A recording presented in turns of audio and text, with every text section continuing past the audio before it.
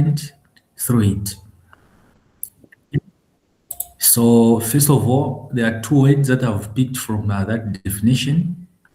There's a molten, there's aqueous.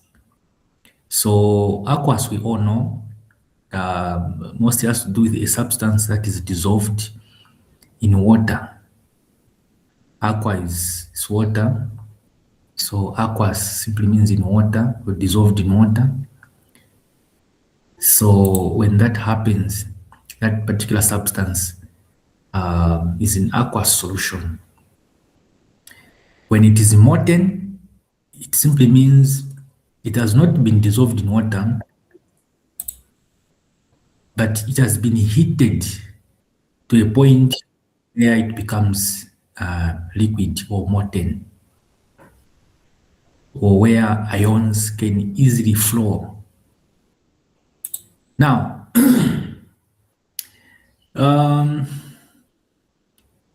I'll give an example of sodium chloride. We all know that it dissolves in water. And what happens in there is that the ions, sodium and sodium, which is plus, and chloride, which is minus, are not going to be form that solid. They're going to be separate. Okay? Each ion is surrounded by water molecules. And that's what is called the dissolution, and the substance is molten in aqueous solution. Whereas molten, there's no water involved. You just heat the same sodium chloride to a point where it melts. You heat up to a very high temperature until it melts. That way, the ions will be free to conduct electricity or to be discharged, and they will be decomposed into their constituents once electricity is passed there. In other words, electrolysis is basically forcing a current through a cell to produce a chemical change for which the cell potential is negative. Okay? Also, electrolysis can be defined as a process where an electric current drives chemical reaction, often used for splitting substances like water molecules, or extracting metals. I think we remember the electrolysis of water back then in preschool, where we did the electrolysis process, and we ended up with oxygen on one electrode and hydrogen on the another electrode. So there were two gases that were formed there. There was hydrogen gas, there was oxygen gas. We know that to form water, you need these two gases. When they react, they give you H2O, a molecule. But this time around, we're decomposing, we are breaking apart that molecule to come up with the original reactant that formed the water molecule. Okay. So basically, that's what electrolysis is all about. And I would urge you to have a calculator by your side. You participate in whatever is happening in today's lecture.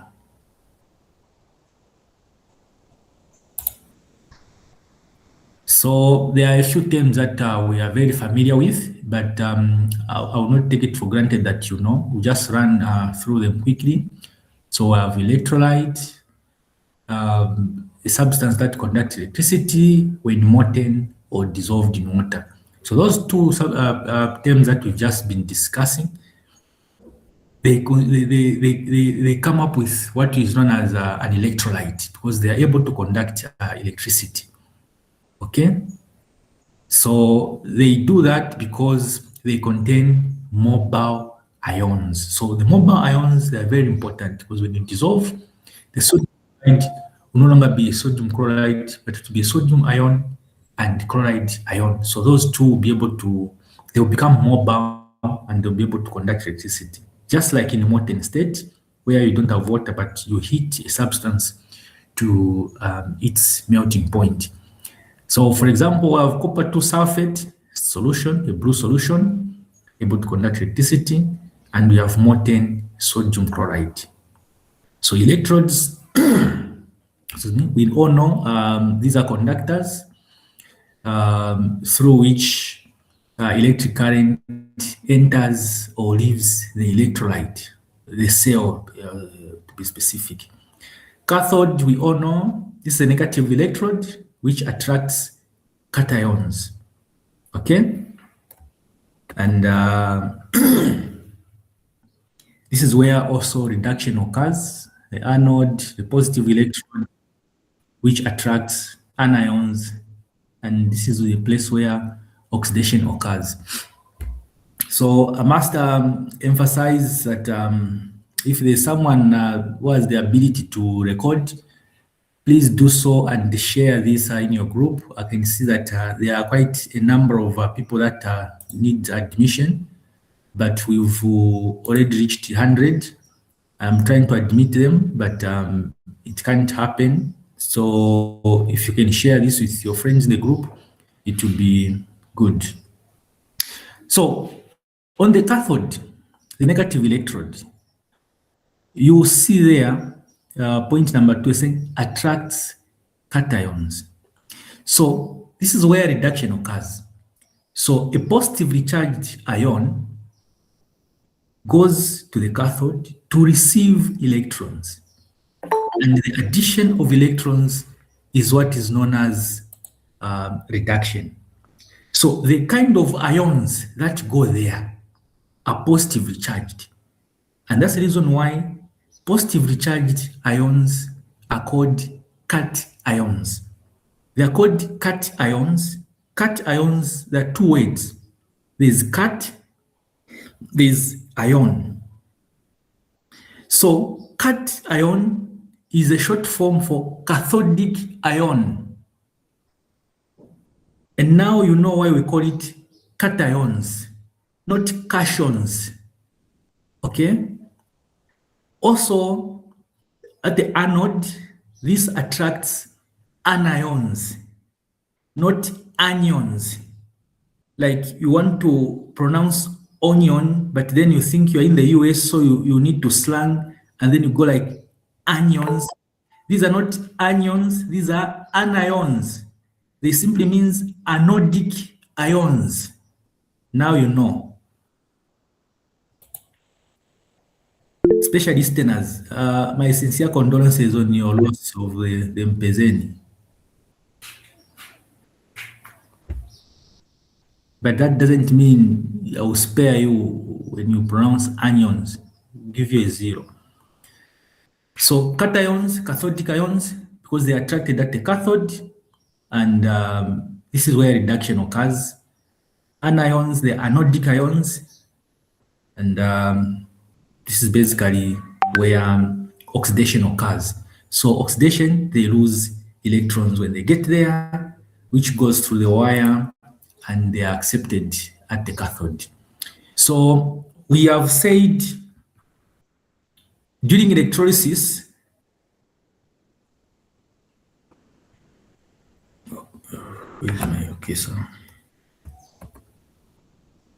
during electrolysis, there will be products either at the anode or at the cathode. In the case of electrolysis of water, there will be hydrogen gas, there will be oxygen gas.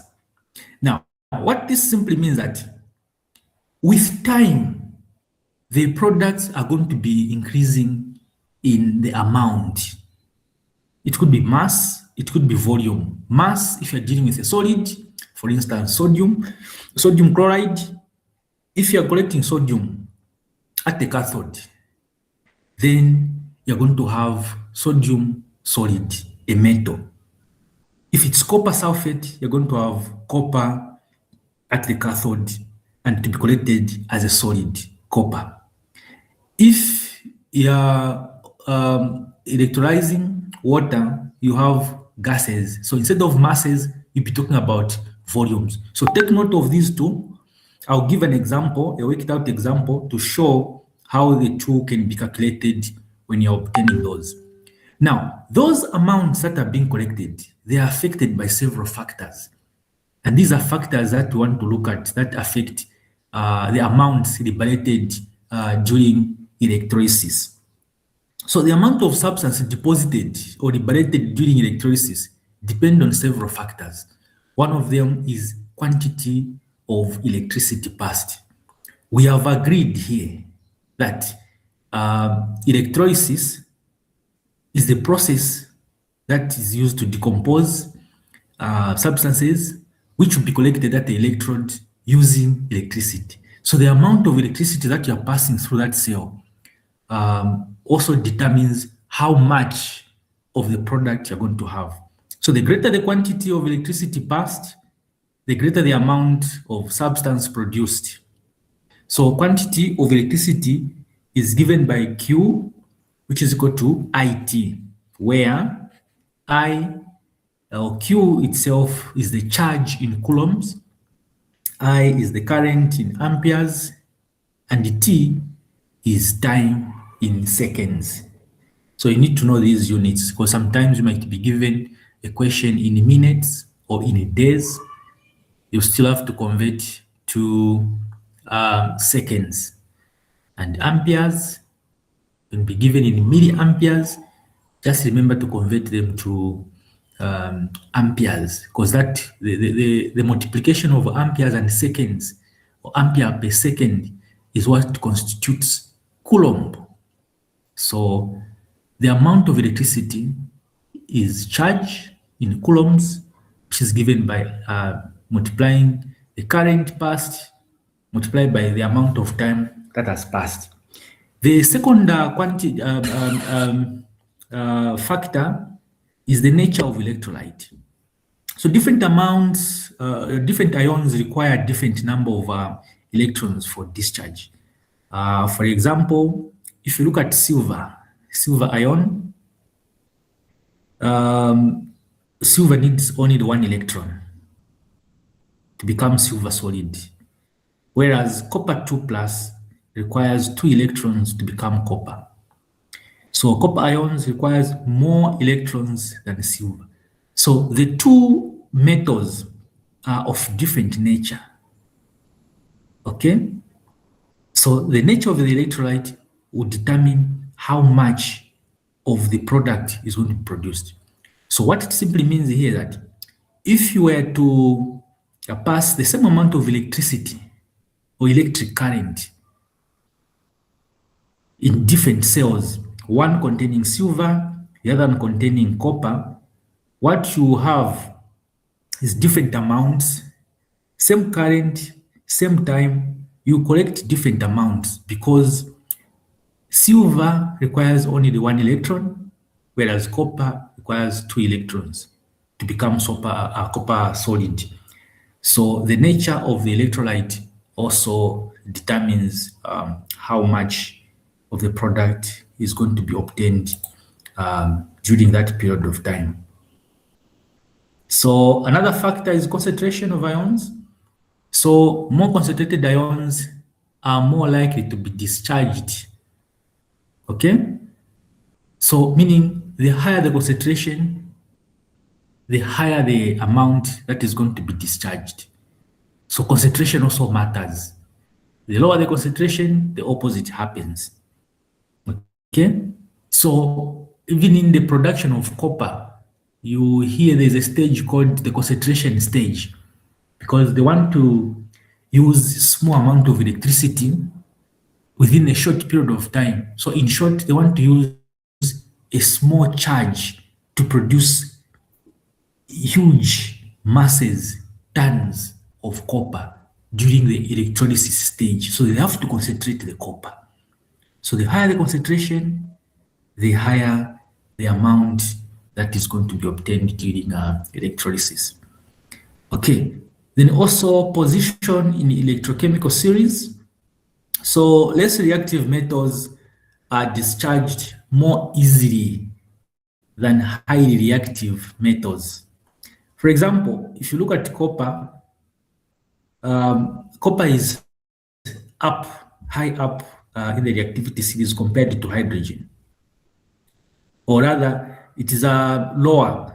So when you compare the reactivity series and the electrochemical series of these two, you find that copper, which is a bit less in that reactivity series or position electrochemical series, will discharge easily before hydrogen. But if you had a higher reactive metal, such as maybe sodium, you are going to have less of it, given the same amount of time, the same amount of charge, or rather current, but you collect different amounts because the positions are different in the electrochemical series.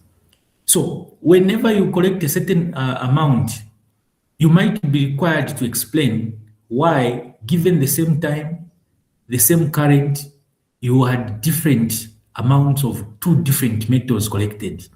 Some of the reason could be the nature of the electrolyte, meaning the amount of electrons that they are obtaining, or their position in the electrochemical series, or the concentration that that substance had or has.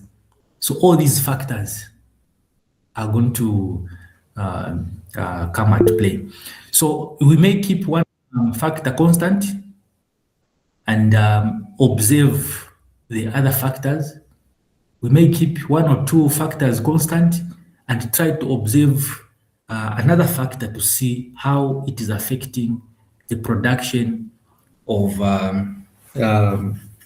the substance of interest in the electrolyte. There's a hand from Chama. Okay, Chama Cook. Go ahead, Chama. Yes, sir.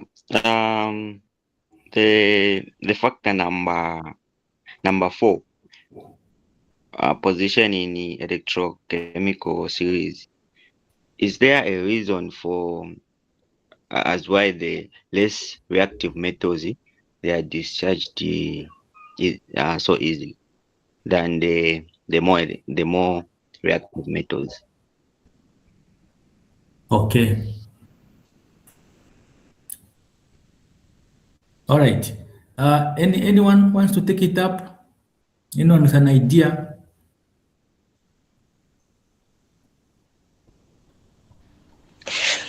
Could it be that because they are less stable as such, they are easily discharged? Come again? You didn't get your answer. Taonga Mkandawire. Is it because they're less stable as such, it's easier for them to be discharged? Okay. Anybody else? I think it's because they require less energy to be discharged compared to the more reactive ones. They require what? Less energy for discharge compared to the more reactive one. They require less energy for discharge.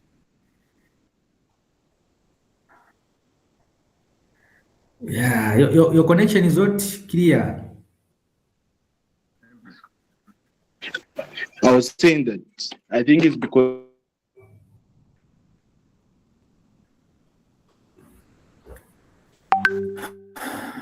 Ish.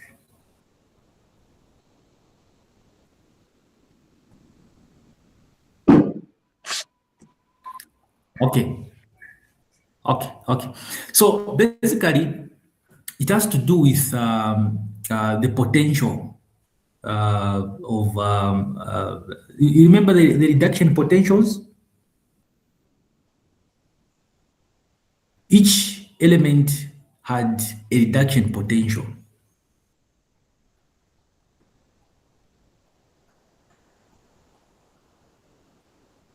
So, because of those differences in terms of electrode potentials, you find that metals that are more reactive, they tend to have a more negative reduction potential. Okay? So, meaning to overcome that and to have electrons given to them during a reduction, it takes a lot of current. It's more like a reverse reaction. You know, initially it was a metal, then it has lost electrons. So what happens at the cathode is the ion trying to get back its electron so that it can become solid. Now, because of the high potential, the potential is different, because remember each metal had its own electrode potential, or rather the reduction potential. So the higher negative the reduction potential is, the more energy you need to discharge. Whereas those that are less reactive, they have a very small potential, so they can easily discharge and become a solid. Okay? So mostly that's the major reason. So apart from the number of electrons that are given, apart from the concentration, the electrode potential also, and if you look at the potential that you were given, we lined them up. Remember, there was that list I gave you, and it was written, do not memorize, because those potentials are given. So we started from the highest, and at hydrogen, we had 0.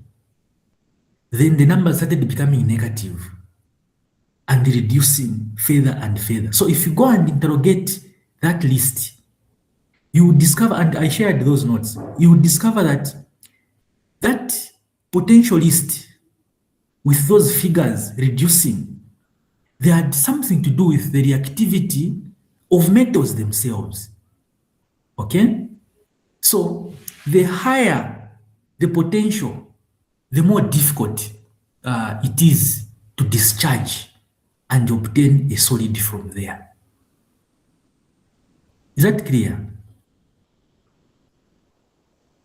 Okay, that was a very good question. Yes, thank you. All right, so let's move on. Faraday's law. Now, this is where we get to apply Faraday's law. And what's going to happen here is that we're going to combine the laws of Faraday and stoichiometry. It is known as the stoichiometry of electrolysis. Okay? So the mass of a substance deposited or liberated during electrolysis is directly proportional to the quantity of electricity passed. The fact that we are dealing with masses being deposited here, just know that we're going to deal with the molecular mass, we're going to deal with the number of moles and everything else. And remember, we have the concentration at play when coming up with these products. So let's see how this proportionality turns out to be. So we have the mass that is being deposited as time goes by and current is passed. So you see that we have Wigan Rwanda hosting using Spotify. What does that mean?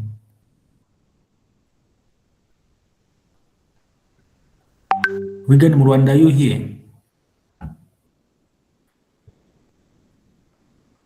It's like it's trying to host another show using our show. Okay, so the mass being deposited here is proportional to the charge or the electricity that is passed. So this is what Faraday is trying to propose in his first law.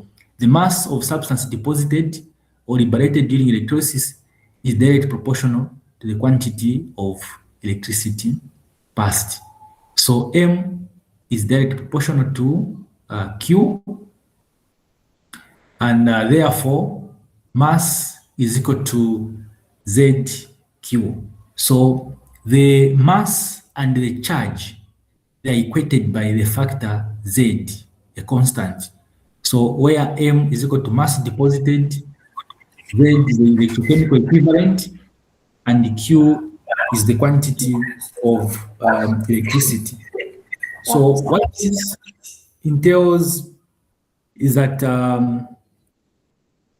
the higher the electric current, or the higher the charge, the higher the mass. Okay? So what is this electrochemical equivalent? So, well, electrochemical equivalent, Z, is basically the mass of a substance deposited or liberated at an electrode by 1 coulomb of charge. So if you look at this formula here,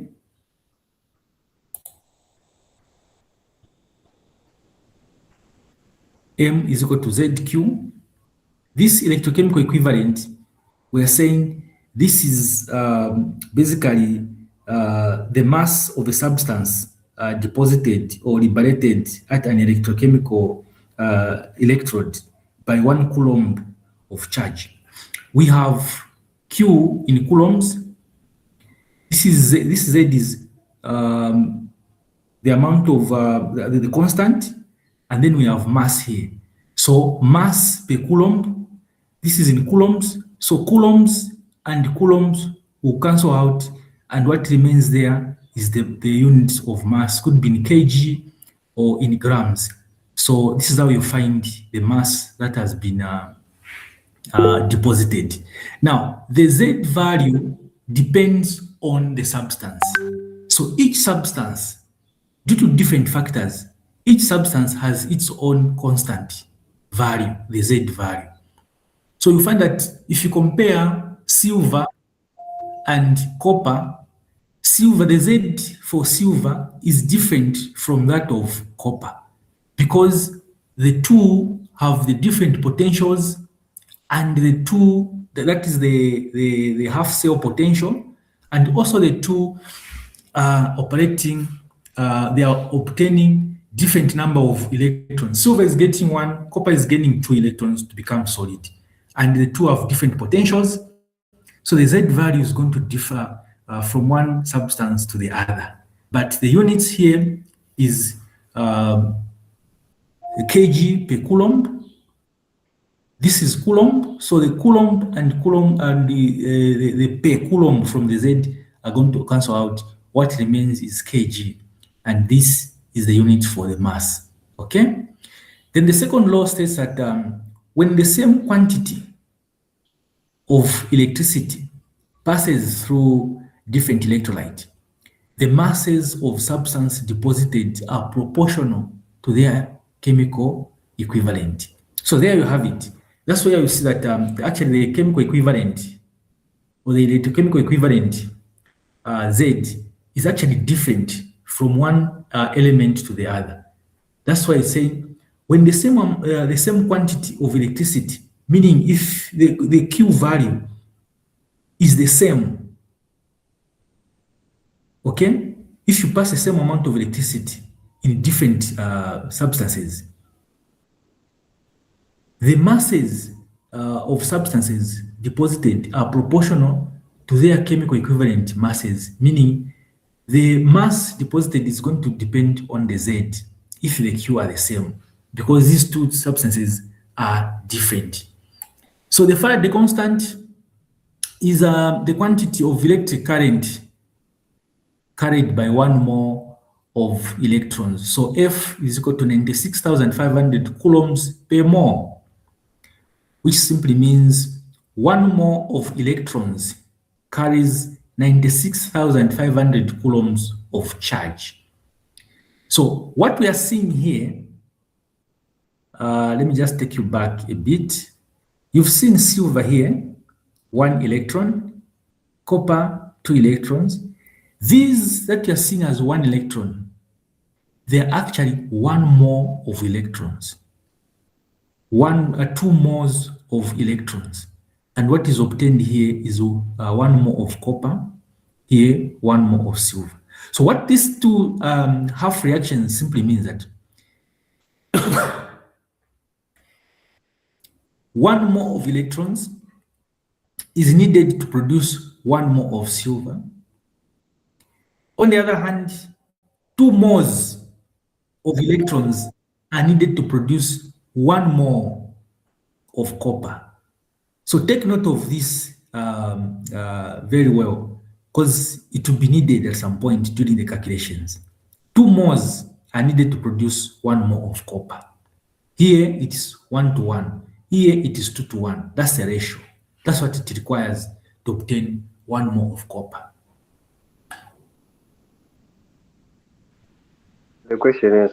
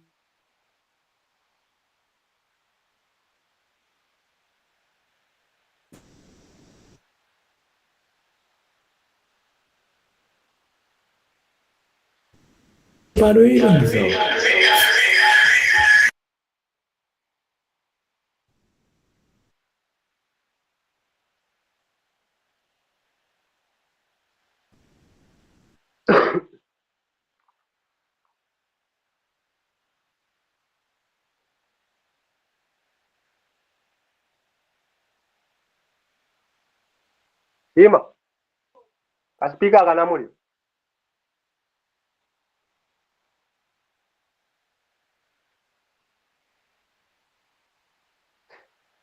Good.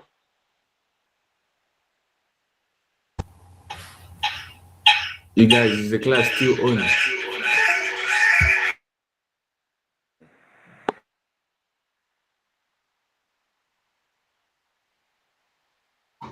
I'm also confused. Let's just cut it off.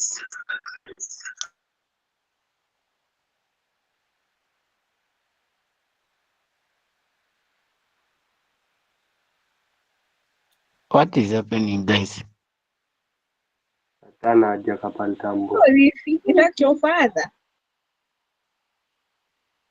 Yeah.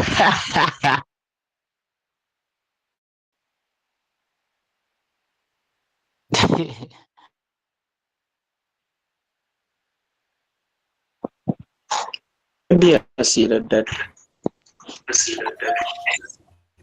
I think so.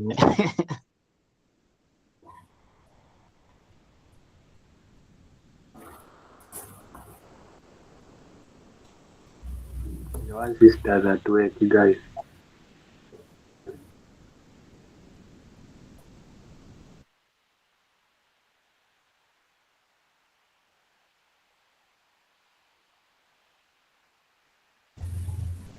You see that data. It's fine, it's okay.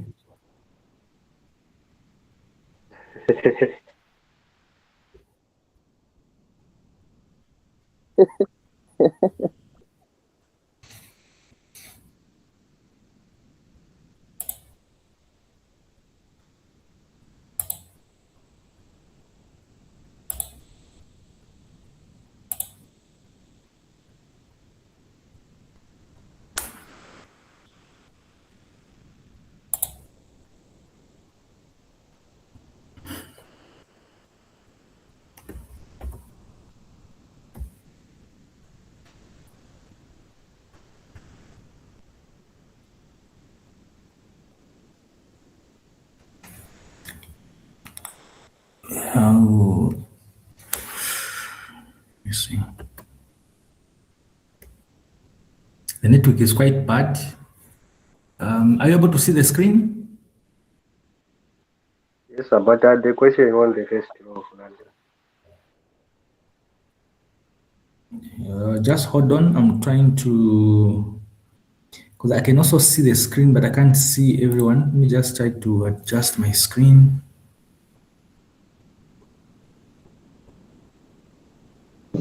All right. Go ahead.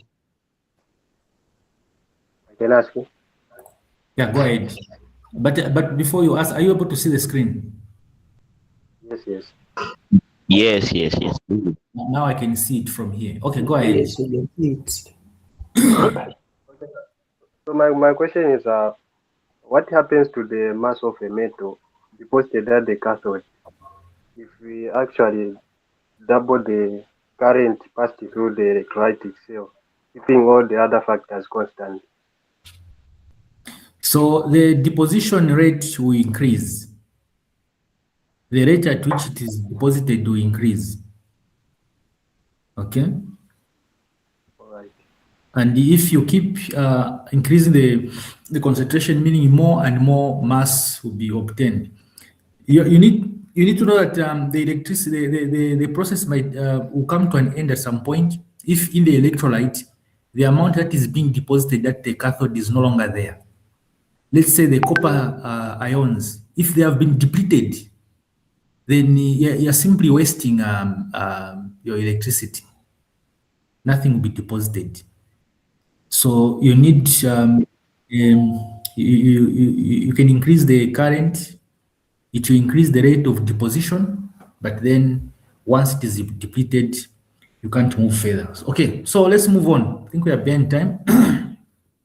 So the formulas used in electrolysis calculation, we have charge, which is Q is equal to IT, current times time, current in amperes, time in seconds, Q in coulombs. Then moles of electrons, number of moles of electrons is equal to Q over F. So Q, we know it is I times T. F is the Faraday constant, and the value is given in coulombs per mole. So if you look at this formula right here, so Q is in coulombs, the Faraday constant is coulombs per mole. So what you have here is coulomb over coulomb per mole. So the coulomb and coulomb will cancel out, then the mole will go on top because it's in the denominator and it is per mole. So to go on top, you know that manipulation. So that's the number of moles of electrons, or number of moles of electrons, Q over F. So the mass deposited, therefore, mass is equal to molecular mass times I times T divided by the number of electrons multiplied by F, the Faraday constant. So if you look at this part here, this is Q. IT is Q divided by F. So IT over F is the same as number of moles. So you're basically multiplying the molecular mass multiplied by the number of moles, starting from I going this way, is the number of moles. And indeed, if you look at your stoichiometry, where number of moles is equal to mass over molecular mass, if you make mass subject to a formula, you're basically multiplying the number of moles multiplied by the molecular mass. So the molecular mass multiplied by the number of moles, which is Q divided by F, gives you the mass. Okay? So in this equation, mass deposited in grams, molecular mass grams per mole, amperes, seconds, N is the number of electrons transferred, and Faraday constant as F. So let's look at one example that has been worked out there. Okay, so what we have, example, mass of copper deposited. This is in a process where copper is being produced, electrolysis. So what we have there is a current of 2 amps passed through copper sulfate solution for 30 minutes, calculate the mass of copper deposited. So first things first, and very important, write the equation. Very, very, very important, because it will show you how many electrons are needed to convert copper 2 ions into copper, or whatever it is, the element that is being deposited at the cathode is going to obtain, or how many electrons is going to be obtained. So in that equation, you see that the number of electrons is equal to 2. The molar mass of copper is 63.5 grams per mole. Okay.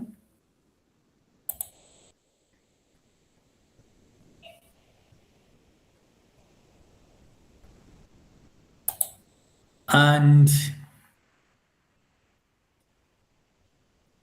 step 2, calculate the charge, meaning the amount of electricity that is passed during that process. So we have Q is equal to IT, I in amperes, 2 amps, 2 amperes were passed there, multiplied by 30 minutes. So you convert that into seconds by multiplying by 60 seconds per minute. So you have 1,800. Then when you multiply the 2, the amount of charge is equal to 3,600 coulombs, 3,600 coulombs. So step 3, since the question is asking calculate the mass of copper deposited, well, mass is equal to molecular mass times the number of electrons, the number of moles of electrons. So MIT divided by Faraday constant.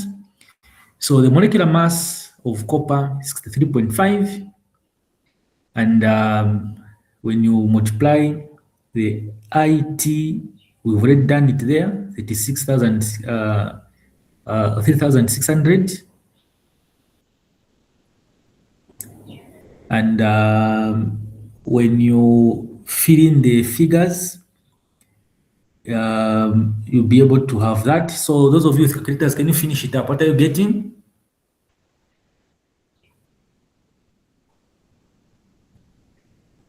And someone is saying Niabwanji. You guys, do you know that I'm able to see the comments when they are when you are posting them?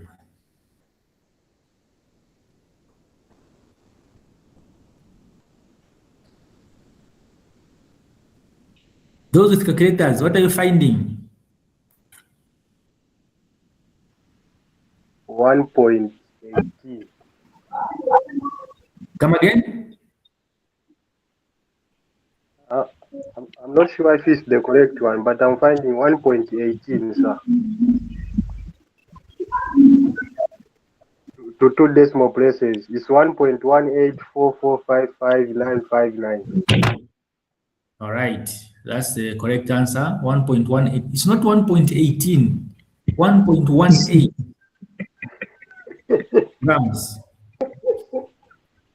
Now, I want to emphasize something here.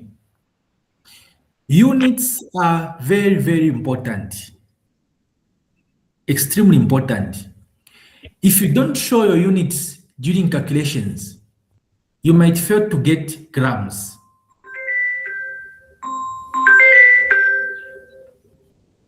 Okay? So when you fill in all the units, you need to show how they're going to cancel out and end up with grams. Okay, let's look at another example. One. So volume of hydrogen produced. This is the electrolysis of water to give oxygen and hydrogen.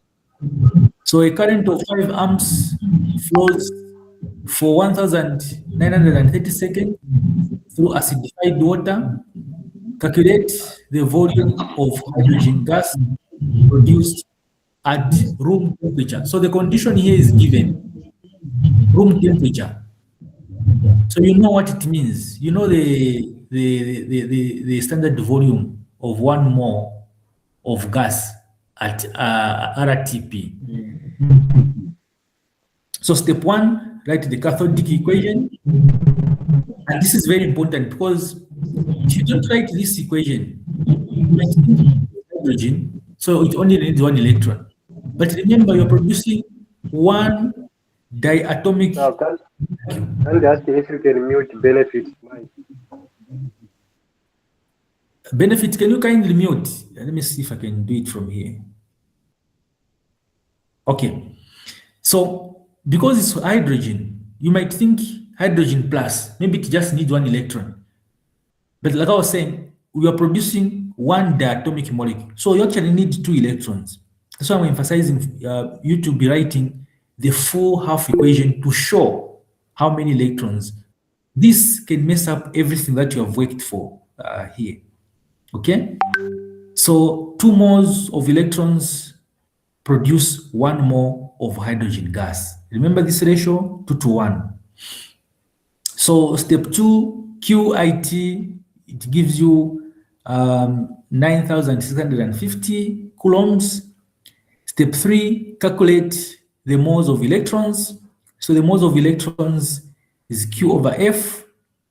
So the charge here that we have is 9,650 divided by the Faraday constant. So it gives you 0.1 mole of electrons. So this is very important. Once you reach this stage, then you go to the step 4, calculate the moles of hydrogen gas. So from the equation, 2 moles of electrons produce 1 mole of hydrogen. This is as the equation here. Very important. So if the number of moles of electrons